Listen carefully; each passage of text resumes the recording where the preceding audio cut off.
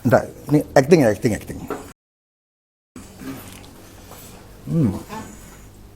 Intel-intel di luar udah suruh kasih nasi bungkus semua ya. Intel-intel di luar tolong kasih nasi bungkus ya, itu biar kasihan mereka. Kayak kau nyala mau balik no.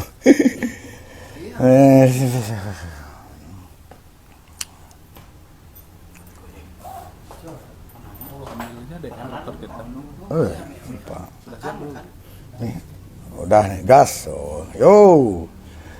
Oke. Saya sudah Request aja gitu. saya sudah. Waduh. Kayak perlu musik sedikit deh. Enggak ya, jangan ya. Nah, dikit aja. Halo semua. Canggih kali teknologi. Oke, biar ngobrolnya enak. Klerik.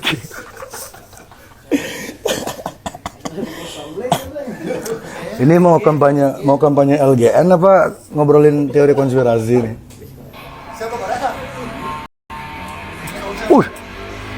Jauh. Jangan terlalu keras, biar ada musik. Oke, 3, 2, 1. Belum ya? 3, 2, 1. Mana Pak Tirta ini? Tolong kirimkan Pak Tirta ini ya. Pulsa ya. Udah, oke. Cipeng. Oke.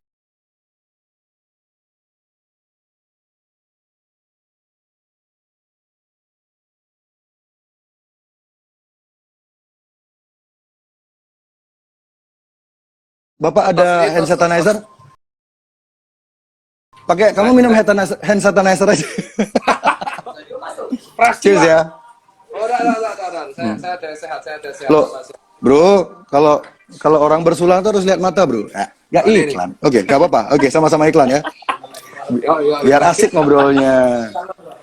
Ini teman saya tiba-tiba muter lagu. Siapa? Oh, Genesis, bro. Ini Phil Collins nyanyi belakang nih. Ada yang gondrong main drum itu. Oke, Pak Dokter. Kenapa? Sehat, bro.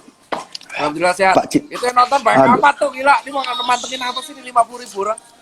Ya kita gini aja, bikin berseri aja gimana? Kayaknya seru dan berseri part 1, part 2 nih. Ya, we'll see lah. Jadi, dokter lokasi di mana sekarang nih? Aku panggil dokter apa Cipeng yo? Cipeng aja mas. Apa artinya Cipeng? Soalnya saya ada nomor. Oh, Cina Gepeng. Saya ada temen namanya Cipeng juga di Malang. Dia punya band namanya Bunda Lowaru. Ya, Mas Cipeng itu lucu orangnya. Dia dulu kalau konser tuh bawa babi dia ke panggung di Malang loh. Iya di Malang. Mas Tirta beli ini mau beli ini fans lu nih. Beli sehat. Halo bro. Kuat kita Mas. Oh iya. Kuat kita bersinar. Ulang. Ulang. Woi. Kuat kita bersinar. Dah. Oke, men. Jayalah Indonesia baru. Beli di sini beda. Apa namanya? Itu apa tuh asap apa tuh? Tiba-tiba banyak asap, Dok. Lagi fogging. Oh, asap Jamaika. Fogging nih. Ini kita nggak ngobrol dari tadi. Oke, Mas Tirta Surabaya toh? Jogja aku, Mas. Oh, Jogja. Oh, pantas gue temenan sama si Iku ya, si Asu siapa? Yuki.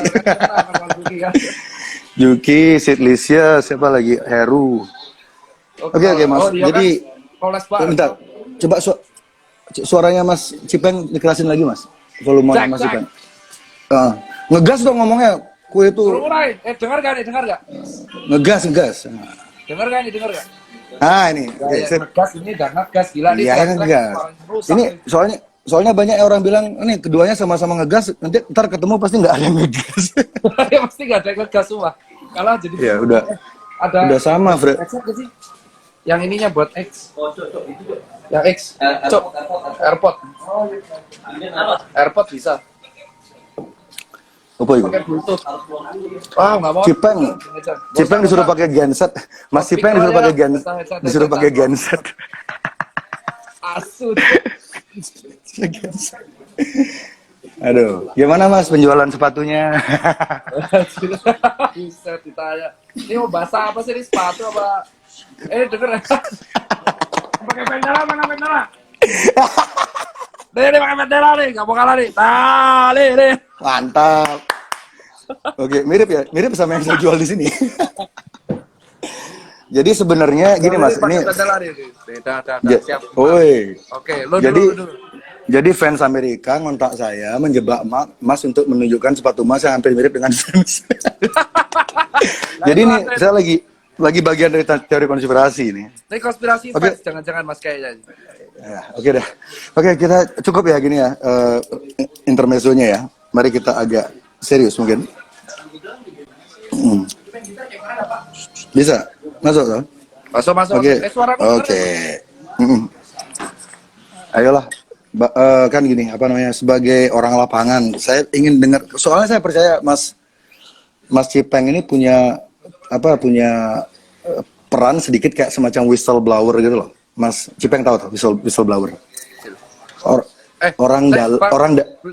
Beli. Ini suaranya kecil banget. Gua pakai ini deh, pinjam headset bentar. Oh, ini kerjaannya CIA ini. Ini harusnya pakai sound nih. Bentar, gue akan cari headset. Ada nggak? Saya 5 menit loh. Saya 5 menit loh bikin rambut ini buat Mas Cipeng nih. Jambulnya biar. Saya juga touch up dulu deh, rambutnya berantakan nih. Jadi kita ini jadian nih. Bentar.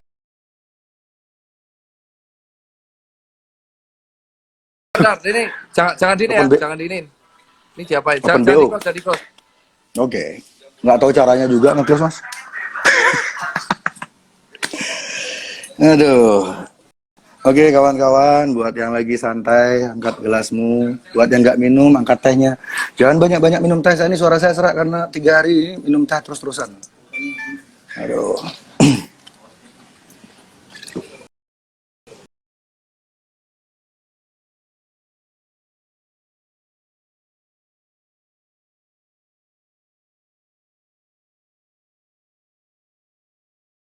Oh, bangun Bali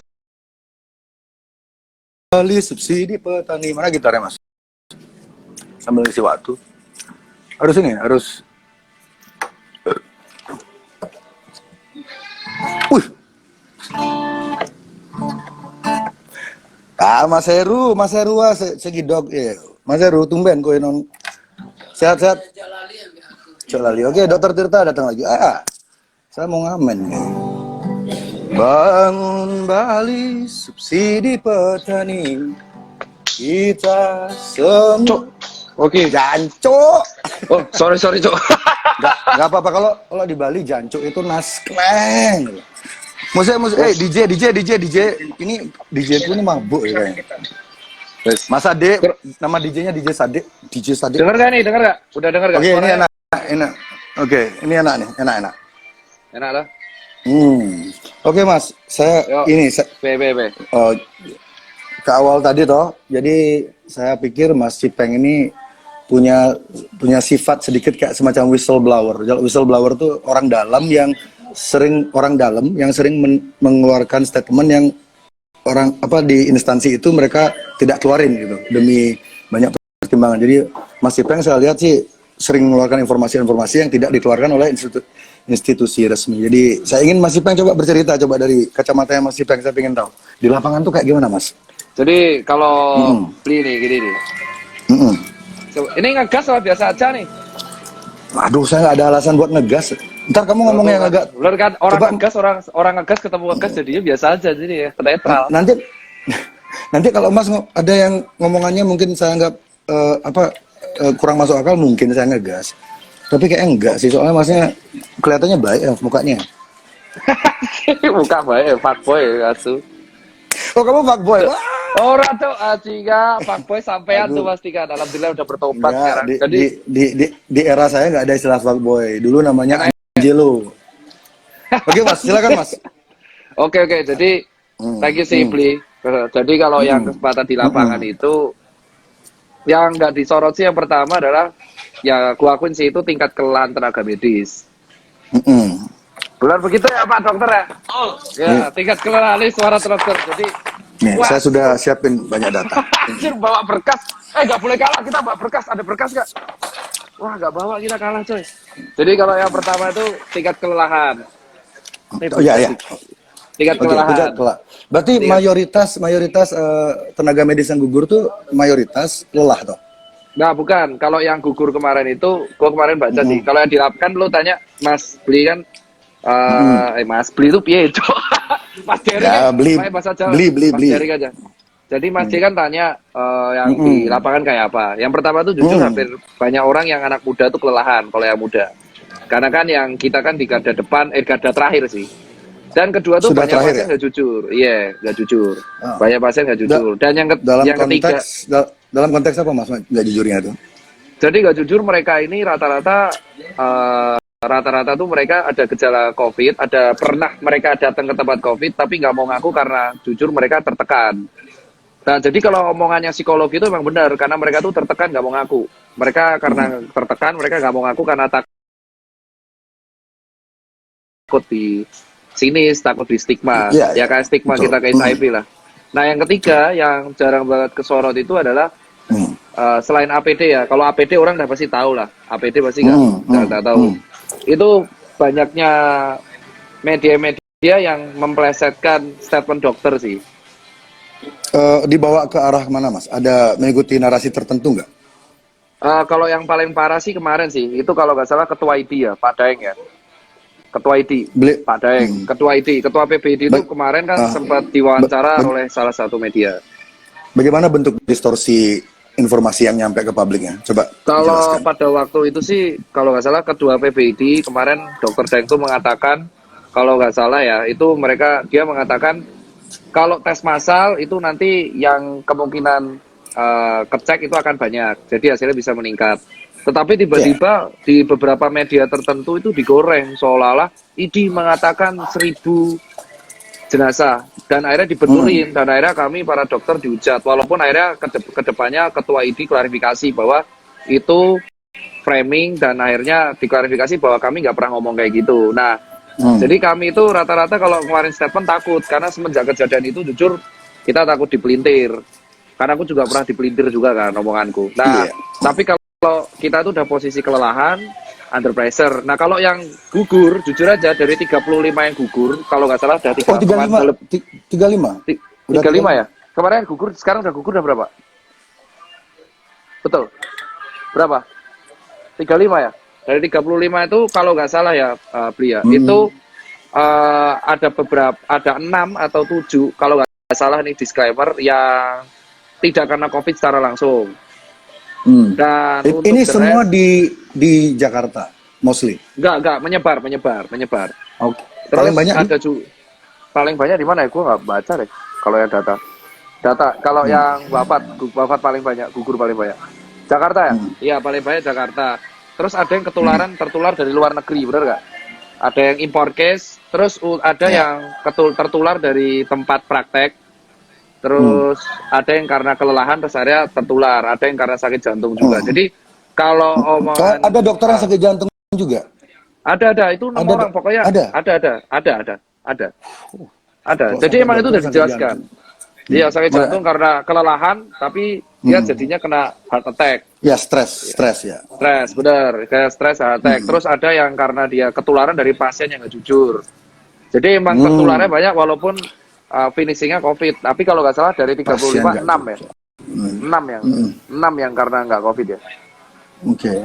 Iya 6. Jadi kalau yang Mas Cipeng kenal secara pribadi ada berapa orang tuh yang gugur itu? Yang satu tuh Prof Iwan tuh guruku. Oh yang senior itu. Ya itu yang ngebuat kayak ikatan emosional lumayan tinggi karena beliau guru. Beliau kalau salah ketularannya di pesawat. Ketularannya kalau bukan di rumah sakit toh? Bukan di rumah sakit. Kalau nggak salah kalau Prof Iwan itu dia non klinisi Mas, jadi dia peneliti obat. Oke. 25 bukan 35 ya? Oh Mas revisi Mas, yang wafat 25 Mas. Oh kan menurut 35 itu sama 35 sama apa? Oh kalau 35 itu tenaga medis, kalau dokter 25. Itu kan dokter sama tenaga medis kan beda itu. Ya Soalnya di kalau tenaga catatan medis tuh, di sini masih 25 soalnya. iya kalau tenaga medis itu sama perawat juga kan. Pak perawat. Jadi kalau dokter Betul. doang 25, kalau sama tenaga medis Hmm. 35.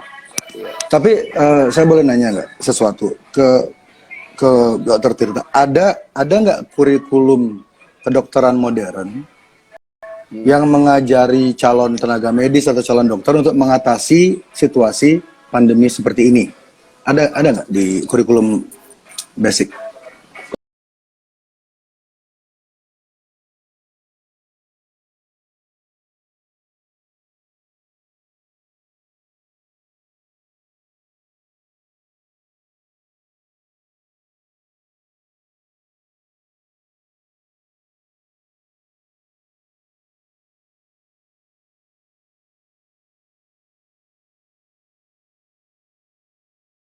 Si pertemuan mengurangi,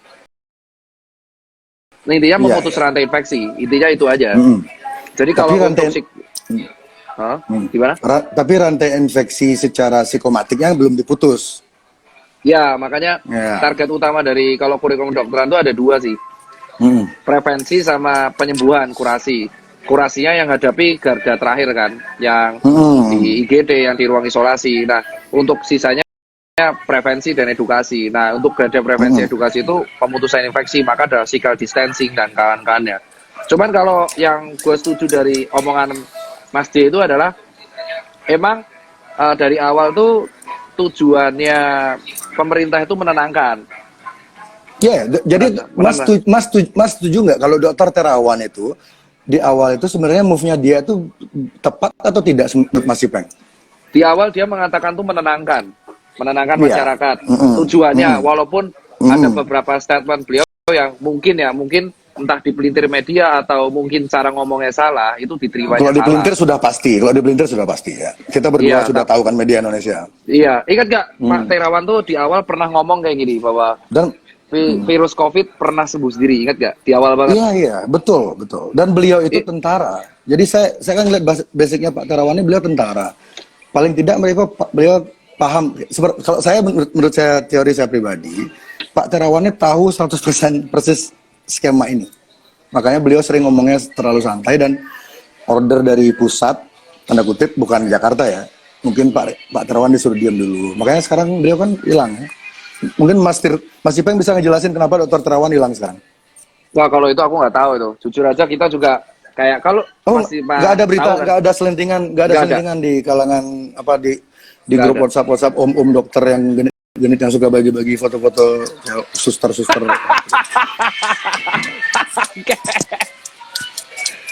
Gak ada. Oh, kayak nggak pernah ya kak. Itu grup WA tidak ada. Pernah masuk grup WA siapa nih? WA aku udah pasti. Mas, Mas Ipeng berapa umurnya? Aku separuh umurmu Mas. Aku 28, dirimu 50 kan. Anjing. Jancuk. Masnya baru 28. Oke. Dirimu 40. Kalau bahasa Inggrisnya gini, Mas tuh kayak wine.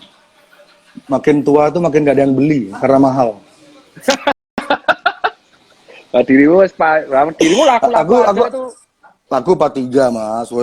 Wong Jember istriku loh. Oh iya makanya. Jember. Iya bos. Itu Jember campur itu keju. Mas, kalau Mas Ipeng udah berkeluarga loh? Iya. Di Jakarta semua keluarganya? Enggak ada. Kalau aku kebetulan jujur aja ada. Nggak ada kebetulan Mas. Di dunia ini nggak ada yang kebetulan. Pinter juga kok ya. Kalau aku anak ada di Jogja anak. Oke. Nggak perlu dijelasin banget. Soalnya saya takut dicari orang-orang pedofilia nanti lokasi anak-anak. Enggak, soalnya gerakan pedofilia ini nanti di ujung pembicaraan ini kita akan menuju ke sana. Dan ini ada korelasinya dengan COVID ini. Nanti saya cerita ke sana. Ini masih panjang ini, Bro. Nanti ini ada hubungannya. 2 jam cukup di 2 jam, makanya ini kayak gini nih. Kurang sih. Kalau stok saya sih ada untuk 3 tahun sih. 3 tahun bos ini. Saya Pokari ya di sini. Oke, Mas Ipeng. Oke, tadi kita tuh pertama kali ngomong tentang ini ya, tentang gugurnya petugas medis. Kan waktu itu saya bikin statement waktu pilpres kemarin itu ada ratusan ya yang meninggal ya pilpres petugas di pemungutan suara, dan itu nggak jelas kan sebabnya apa, terus beritanya juga simpang siur. Itu saya pikir ya itu kan sebuah konspirasi. Itu kita sepakat nggak kalau wafatnya petugas TPS waktu itu di Indonesia adalah sebuah konspirasi, itu sepakat nggak? Kalau Firza sama konspirasi saya. apa aku nggak tahu, cuman kalau Bapak Konspirasi politik. ya bisa jadi. Konspirasi politik di Indonesia. Ya bisa jadi karena wafatnya banyak banget ya, dan pahlawan itu. Dan beritanya nggak ini kan, nggak jelas, kayak ada sesuatu yang kayak menghalangi orang-orang tahu apa yang sebenarnya terjadi. Itu nggak perasaannya Mas pilpres kemarin? Ya, Masnya milih siapa? Apa? Masnya milih siapa kemarin? Kalau aku pada waktu itu jujur aja Pak, nggak sempat milih Pak, karena di Jakarta saya. Saya dapilnya di Jateng Pak. Oh, sama. Saya waktu itu nggak bisa milih soalnya barangnya bagus banget Mas. Males milih. Keduanya bagus, jadi saya nggak milih, saya di rumah aja. Saya nggak bisa milih karena saya di Jakarta, dapilnya di Jateng ya wes. Oke. Tadi balik ke yang kematian petugas TPS itu jadi kita sepakat apa enggak nih kalau itu sebuah ada konspirasinya kasus itu? Jujur aja kalau di kasus KPPS itu kan kelelahan semua. Kalau dari jumpa pers, bener nggak sih? Kalau KPPS yang kemarin itu kelelahan semua ya? Iya, betul ya. Kelelahan ya, tapi kan ya ada, kita nggak tahu ya itu diotopsi apa enggak ya. Ya jujur aja, ya tahu sendiri lah maksudnya. Iya, angkanya juga belum tentu segitu kan, mungkin di bawah. Bisa jadi, bisa enggak. Nah, gitu. Ya maksud saya ingin ngebawa Mas Tirta ke mindset itu loh.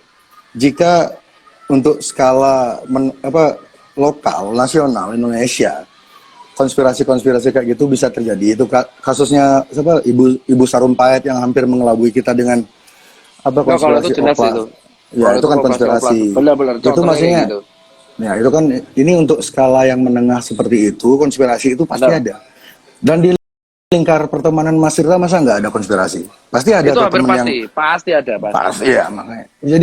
Jadi kita ini kayak apa ya? Jadi yang saya lihat narasi besar dari mainstream media sejak Dedi pas saya ngangkat masalah teori konspirasi itu mungkin tidak terdeteksi oleh radarnya mainstream media. Tapi ketika Dedi ngangkat itu tiba-tiba mainstream media serentak menggiring opini kalau orang-orang percaya teori konspirasi itu adalah orang gila gitu. Dan itu menurut saya kurang setuju sih. Iya, itu berbahaya banget. Dan yang terakhir tadi pagi Tirto ID, sebuah portal media yang saya sangat hormati lah gitu. Saya pikir mereka independen, mereka ngerilis juga artikel yang menggiring opini kalau orang-orang yang menyukai teori konspirasi itu adalah orang-orang yang miskin, berbahaya, dan kriminal. Nah ini kan pola, kenapa tiba-tiba pemerintah ini takut sekali sama teori konspirasi? Ketika pemerintah itu menunjukkan ketakutan atau bereaksi berlebihan, ini pasti ada sesuatu yang ditutupi. Kalau menurut saya seperti itu. Kalau menurutku justru bukan pemerintahnya sih, Mas Jering. Karena kalau nggak salah itu ciu apa air putih itu? Mau tahu aja. Jadi kalau insto. Oh iya, anjir insto tuh. Jadi gimana? Kalau dari aku sih justru bukan pada sektor pemerintahnya ya. Karena kalau nggak salah Mas Jering itu di caption kemarin nulis statement, benar nggak? Nulis statement intinya tetap tenang, terus konspirasi ada, jangan dipenuhi ketakutan. Statement saya tuh, maksudnya kita bicara hashtag apa bicara pesan besar di? Pesan besar. Ya. Intinya kan kalau Mas D kan intinya percaya bahwa COVID itu ada dan konspirasi itu ada. Ya, ada. Terus kita harus tetap nggak boleh takut tapi waspada karena danger sama fear itu beda. Nah, adaptasi kalau menurut saya kan, bener kan? Ya, kemarin saya adu argumen sama Gendovara nama akunnya. Jadi sempat sedikit sengit dan akhirnya kami sepakat adaptasi itu karena kalau kita pakai kata new normal itu seolah-olah kayak meniadakan peradaban kita yang sebelumnya gitu loh. Banyak nilai-nilai yang sebelumnya hilang. Kalau adaptasi nilai-nilai lama tuh masih dipegang, cuman caranya agak beda gitu. Itu Benar, jadi benar. pemilihan kalimat ini, karena pemilihan kalimat ini diksinya arahnya beda gitu. Betul, betul. Oke. Oke, jadi tadi Mas Cipeng mau ngomong apa tadi? Jadi kalau aku yang pengen saya itu adalah malah menurut dugaanku tuh konspirasi itu ada untuk meningkatkan awareness. Aku setuju kalau soal itu. Karena ada beberapa Oke, statementmu yang setuju. Ini Tapi ini menarik. Oh, iya, kalau statementmu yang satu-satunya aku nggak setuju itu cuma satu, Mas. Intinya itu yang mengatakan satu-satunya kayak, jelas satu, gimana sih? Kamu udah bilang oh ya satu-satunya, nggak usah satu-satu, bilang ya cuma satu-satu cuma satu. satu.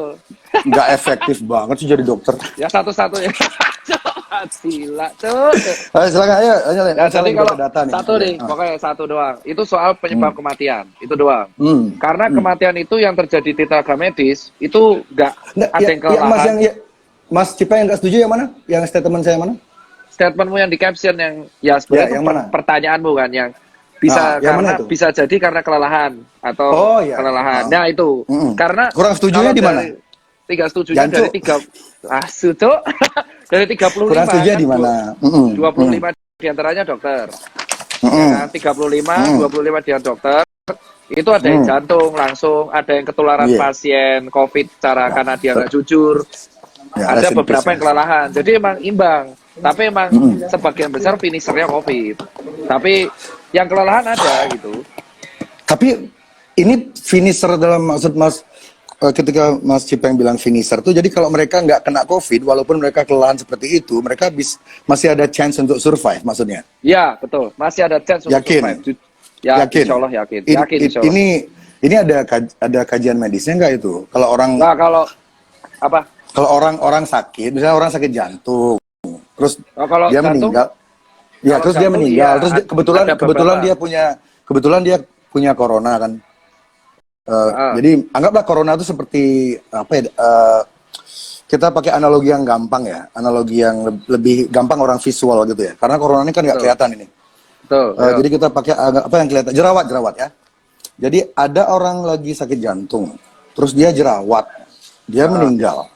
Terus ada orang sakit apa ya, paru-paru, diabetes, dia kebetulan jerawat juga, terus dia meninggal. Jadi apakah ada nggak narasi kayak kalau udah mereka punya jerawat berarti penyebabnya jerawat itu gitu? Ada nggak narasi seperti itu di dalam rumah sakit atau kalau narasi kedokterannya kayak gitu nggak ada. Cuman yang jadi masalah di sini itu adalah si COVID ini kalau misalkan kita punya faktor resiko. Jadi kalau kemarin statementmu yang bilang ada faktor-faktor kayak penyakit jantung, kencing manis, kelelahan, stres, itu semua berefek pada imun turun. Oke, pasti ya. Itu fair, setuju ya. Stres, ya, WhatsApp, dapat WhatsApp kurang enak dari istri aja kita langsung drop ya. Nah terus ini kan tekanan. Untung istri saya nggak tahu kita lagi live nih, dia lagi tahu lah pasti, nggak mungkin nggak, pasti nonton ya. Pakai call. Oke Mas, lanjut Mas, ayo. Oke lanjut ya. Jadi enak juga ngobrol kayak gini. Iya kayaknya kan endingnya itu mereka kelelahan, intinya kelelahan, ada yang stres, ada psikologi, ada penyakit jantung, ada yang seperti itu, ya kan? Kita nggak tahu ya, nasib di tangan Tuhan. Nah tapi begitu imun itu turun. Oh maksudnya percaya Tuhan? Jujur aja saya percaya Pak. Makanya saya juga percaya teori konspirasi. Oke, sebelum dibilang oksimoron dah duluan dia pinter dia. Aku paham Pak. Gitu. Bagus juga defense-nya. Kalau kita percaya Tuhan, mau nggak mau kita ya konspirasi kita nggak bisa nolak. Emang percaya bagian. Nah, cuman yang menarik adalah saya nggak percaya yang itu Mas. Saya agnostik saya. Oh, agnostik sampai ada. Iya. Nah, terus nggak masalah aja. Oke. Terus habis itu si COVID ini tuh menyerang orang imunnya rendah dan dia tuh perburukan di parunya kencang. Tapi benar. Dan perburukan rendah. Dan ini statement ya dari analoginya. Aku ketemu ketua BNPB Pak Doni dan aku ketemu beberapa orang. Mereka mengatakan yang dihadapi tenaga medis sekarang itu baru 20%-nya yang memiliki gejala. Dari seluruh Indonesia. Ini dari mapping-nya pakai Indonesia ini. Ya, Indonesia. Dari 20% yang positif COVID ini, ya 80%-nya itu bergejala, sisa bergejala ringan, yang berat itu 20%-nya. Jadi dari 20%-nya 20% itu yang bergejala berat. Dan itu emang benar selalu rata-rata ya, bukan selalu sih. Ada yang langsung direct, tapi rata-rata ada pemberatnya. Jadi temenan. Jadi ibaratnya kalau lu emang kalau Mas D itu ibaratnya analoginya kita lagi naik mobil lah, lagi naik mobil di jalanan. Tapi ban kita itu sebenarnya alurnya itu udah halus alurnya. Alurnya udah halus Udah bahaya. ya. Udah bahaya sebenarnya harusnya. Covid-nya oli nih berarti. Ya betul, COVID-nya olinya.